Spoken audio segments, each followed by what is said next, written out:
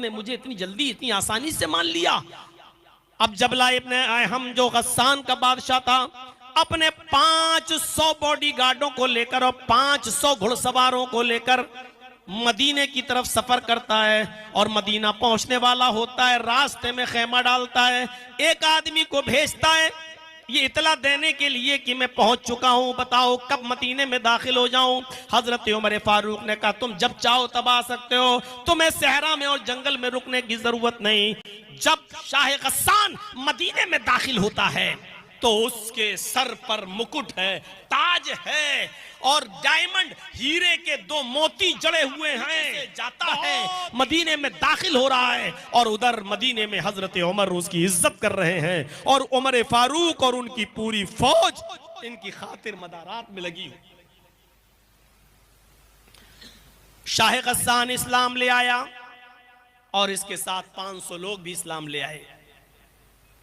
कुछ दिन मदीने में कयाम किया, शाह गस्सान इस्लाम ले आया, कुछ दिन मदीने में रुका और जब मदीने में रुका रहा तो इसी दरमियान हज का मौसम आ गया।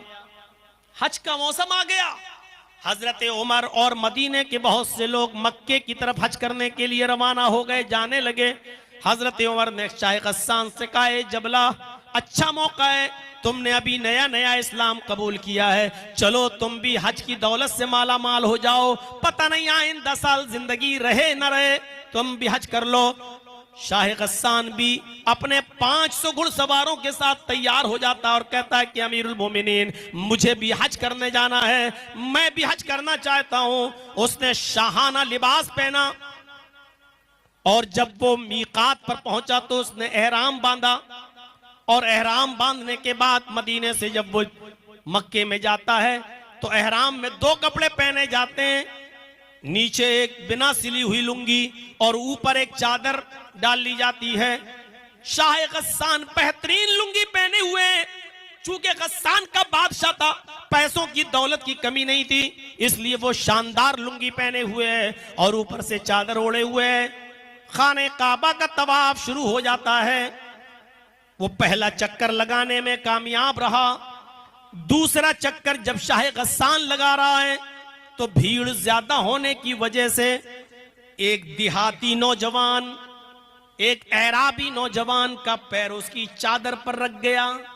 भीड़ थी बहुत ज्यादा तो अचानक धोखे से ये इस नौजवान का, इस देहाती का पैर उसकी चादर पर रख गया, जिससे शाह गस्सान आगे बढ़ता है तो उसकी लुंगी खुल जाती है। लेकिन चादर जो जिस्म पर पड़ी हुई थी वो इतनी लंबी थी कि जिसकी वजह से उसका सतर नहीं दिखाई देता, सिर्फ लुंगी खुल गई लेकिन सतर नहीं खुला। उस नौजवान ने जल्दी से वो चादर उठाई और शाह गस्सान को दे दी, लीजिए धोखे से मेरा पैर इस पर रख गया, लीजिए ये लुंगी आप पहनिए। शाह गस्सान चूंकि बादशाह था,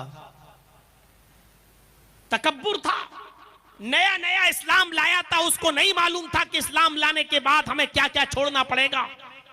उसने पीछे मुड़ के देखा, एक मामूली आदमी, एक नौजवान देहाती जिसके एहराम पर कपड़े पर जोड़ लगे हुए हैं, पैबंद लगे हुए हैं।